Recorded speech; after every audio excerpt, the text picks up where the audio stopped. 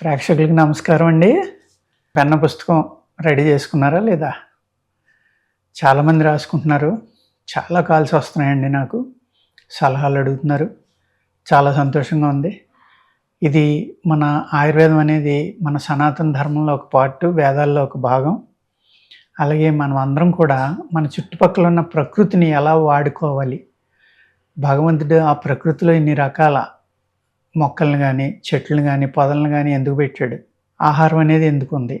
ఆ ఆహారాన్ని ఏ విధంగా తింటే మంచిది? మన చుట్టూరు ఉన్న ప్రకృతిని ఎలా వాడుకోవాలి అనేది తెలుసుకునే సబ్జెక్ట్ అండి ఇది. మన ధర్మంలో చాలా పూర్వం నుంచి ఉంది ఇది. మన దేశంలో చిన్న చిన్న ప్రాబ్లమ్స్ కూడా మనం హాస్పిటల్స్‌కి వెళ్ళక్కర్లేకుండా ఫస్ట్‌నే అంటే ప్రాబ్లమ్ వచ్చాక మనం వైద్యం చేయించుకోవడం, ఇబ్బంది పడటం కాదండి. మన లైఫ్ స్టైల్ ఎలా మార్చుకోవాలి? మన జీవన విధానం ఎలా ఉండాలి? మనం ఏ జాగ్రత్తలు తీసుకుంటే ఆరోగ్యంగా ఉంటామని చెప్పేది ఆయుర్వేదం అండి. మన ఆహారం కూడా పూర్తిగా ఆయుర్వేదమేనండి. కొన్ని వందల గ్రంథాలు విపరీతంగా చదివాను. చదవడం వల్ల ఆ గ్రంథాల్లో ఉన్న నాలెడ్జ్‌ని నేను చెప్తున్నా. ఇదేదో నా సొంత కవిత్వం గానీ, నేను సొంతంగా చెప్పింది గానీ కాదు. అర్థమైంది కదండీ!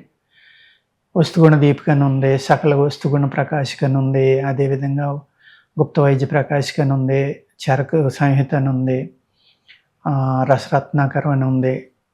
అర్థమైందండి. సుశ్రుత సంహిత అని ఉంది, శారజ్ఞధర సంహిత అని ఉంది, బసవరాజీయం అని ఉంది. ఎన్నో ఎన్నో పుస్తకాలు.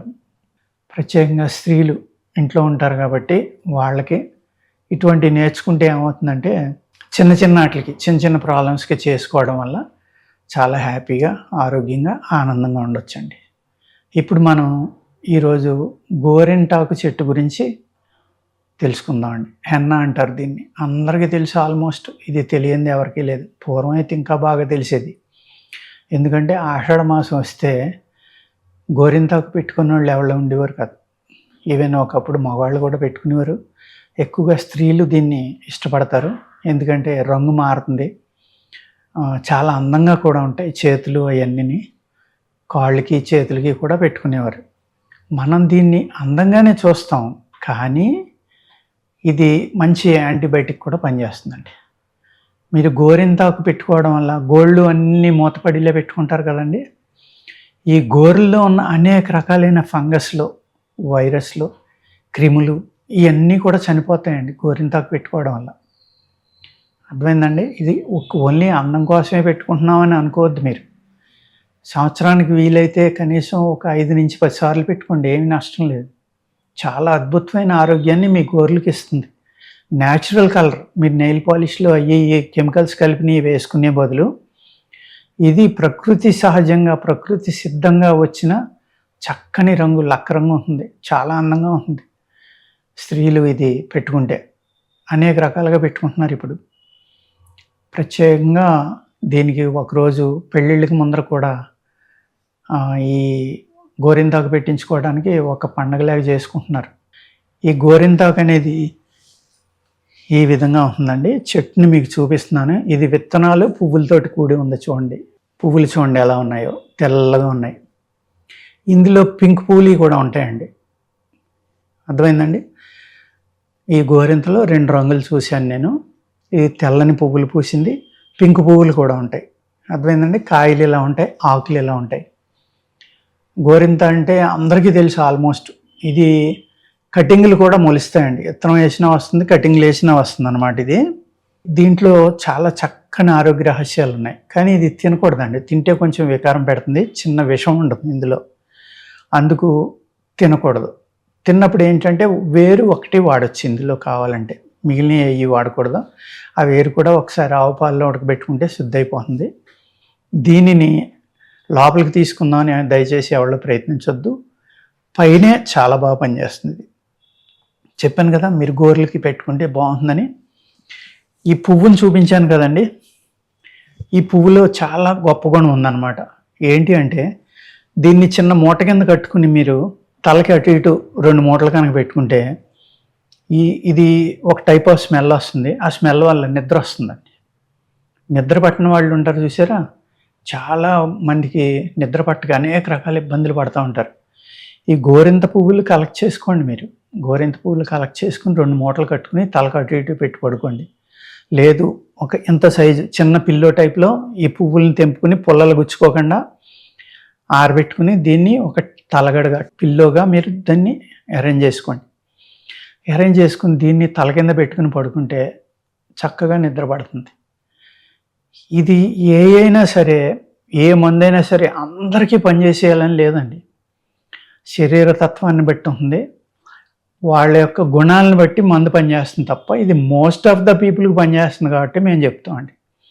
ఒకళ్ళిద్దరికి పని చేయకపోయినా, కొంతమందికి పని చేయకపోయినా ఆయన చెప్పాడులే నాకేం పని చేయలేదు అని కామెంట్ చేయొచ్చు, అది మీ హక్కు, చేస్తే చేయండి. ఏ మందైనా కూడా, ఒక అమృతమైనా కూడా అందరికీ పనిచేయదండి. అమృతం నిజంగానే పనిచేయదు, ఎందుకంటే అది అర్హత లేని వాళ్ళు తినలేరు దాన్ని. ఏదో ఒక సైడ్ ఎఫెక్ట్ చూపించి మాన్పించేసిలే చేస్తుంది, అదే చేస్తుంది, మనం ఏం చేయక్కర్ల. వాళ్ళకి అదృష్టం, తినే అదృష్టం ఉంటే మట్టుకే ఒక మందుని తినగలరండి. ఆయుర్వేదంలో చాలా అద్భుతాలు ఉంటాయి, ముందు ముందు నేను చెప్తాను. మనం ఇప్పుడు గోరింత గురించి మాట్లాడుకుంటున్నామండి. చెప్పాను కదండి, దీని యొక్క పువ్వుల్ని మీరు తీసుకుని కలెక్ట్ చేసుకుని నీడన ఆరబెట్టుకుని మూటలు కట్టుకుని ఆ తల కట్టి ఇటు పెట్టుకోండి పడుకున్నప్పుడు. లేదు దీన్ని దిండుగా ఏర్పాటు చేసుకుని పడుకోండి. అలా అయితే ఎక్కువ రోజులు వాడుకోవచ్చు. మీరు వాడుకున్నప్పుడు ఏమవుతుందంటే ఇది చక్కగా మీకు నిద్ర పట్టి నిద్రలేమనే సమస్య నుంచి దూరం అవడానికి గోరింత పువ్వులు కూడా చక్కగా మీకు పనిచేస్తాయండి. అదేవిధంగా ఈ ఆకులు ఉన్నాయి కదండి, ఈ ఆకుల్ని తీసుకుని మీరు ఓన్లీ మనం హెన్నా కింద తలకు రాసుకుంటారు. ఆ రాసుకునేటప్పుడు ఈ ఆకు రసాన్ని, ఆకు పేస్ట్ని కానీ కొబ్బరి నూనెలో బాగా నూరుకుని, దీన్ని కొబ్బరి నూనె తెలుసు కదండి, అందరూ వాడుకునేదే, రాసుకోవడం వల్ల ఒక చక్కని గుణం. అంటే ఏంటి, హెయిర్ ఫాల్ అయిపోతుంది అంటారు కదా చాలామంది. ఆ హెయిర్ ఫాల్ని ఆపడానికి చాలా అద్భుతంగా ఇది పనిచేస్తుందండి. అర్థమైంది కదండి. గోరింతాకుని ఏం చేయాలి, రసం తీసుకోవాలి. రసం తీసుకుని కొబ్బరి నూనె రసం రెండు సమపాళ్ళుగా పోసుకోవాలి. పోసుకున్న తర్వాత దాన్ని సన్నటి మంట మీద కాసుకోండి. కాసుకుంటే గోరింటాకు తైలం అవుతుంది అది. అలా కాకుండా పచ్చిది కూడా మీరు ఆకు నూనె కలిపి బాగా నూరుకుని రాసుకున్నా కూడా మీకు హెయిర్ ఫాల్ అనేది ఆగిపోతుంది. అలా కొబ్బరి నూనెలో అనుకోండి, ఆ తైలాన్ని మీరు రోజు ఉపయోగించుకోవచ్చు. ఎందుకంటే ఆకు దొరికినప్పుడు మీరు ఈ మందు చేసుకుంటే రోజు ఆకు ఎక్కలేదు, రోజు నూరుకు ఎక్కలేదు, ఇబ్బంది పడతారు కదా చాలామంది, డైలీ ఎక్కడ రాసుకుంటాం అని. రాసుకోవాలి, ఫలితం కావాలి అంటే రాసుకోవాలి. మీ జుట్టు బాగా పెరగాలి, రాలకుండా ఉండటానికి ముఖ్యంగా పనిచేస్తుందండి ఇది.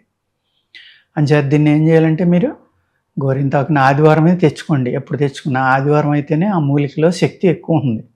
అంటే మనకి ఏ విధంగా అయితే మనం వాడదాం అనుకున్నామో ఆ ఫలితం 90% పైన వస్తుందండి మనకి. ఆదివారం కాకుండా ఇతర రోజుల్లో తెచ్చారనుకోండి 50 నుంచి 60 ఉండొచ్చు, 40 ఉండొచ్చు, 70 ఉండొచ్చు. అర్థమైంది కదండి. అందుకు ఆదివారం తెచ్చుకుని ఆదివారం రోజుని ఇంట్లో అందరూ ఉంటారు, ఖాళీగా ఉంటారు కాబట్టి దాన్ని రసం తీసుకొని రెండు సమంగా పోసుకుని ఆ రసం ఎగిరిపోయే వరకు నూనె కాసుకుని దాన్ని తలకి మద్దన చేసుకోండి, స్కాల్ప్కి. మీ హెయిర్ ఫాల్ అనేది చక్కగా ఆగి మీ జుట్టు ఒత్తుగా ఉంటుంది. హెయిర్ ఫాల్ అవుతుందని చాలామంది బాధపడుతూ ఉంటారు. వాళ్ళందరికీ కూడా చక్కని రెమెడీ అది. అదేవిధంగా దీంట్లో రసకర్పూరం అని దొరుకుతుంది బయట. ఆ రసకర్పూరం దీని ఆకు రసం బాగా నూరి బాగా పేస్ట్ లాగా చేసుకోవాలి. పల్చని ఒక తేనె లేక కానీ ఒక నూనె లేక కానీ చేసుకుని డెన్సిటీ ఆ విధంగా ఉండేలాగా మీరు సుఖవ్యాధుల్లో వచ్చిన పుళ్ళు ఉంటాయి కొంతమందికి, ఆ పుండ్లకు రాసుకున్నా, లేకపోతే కుష్ఠవ్యాధి అంటాం కదా మనం, అంటే సొరయాసిస్, అందులో 18 రకాలు ఉంటాయండి, మీకు ఆల్రెడీ చెప్పాను నేను.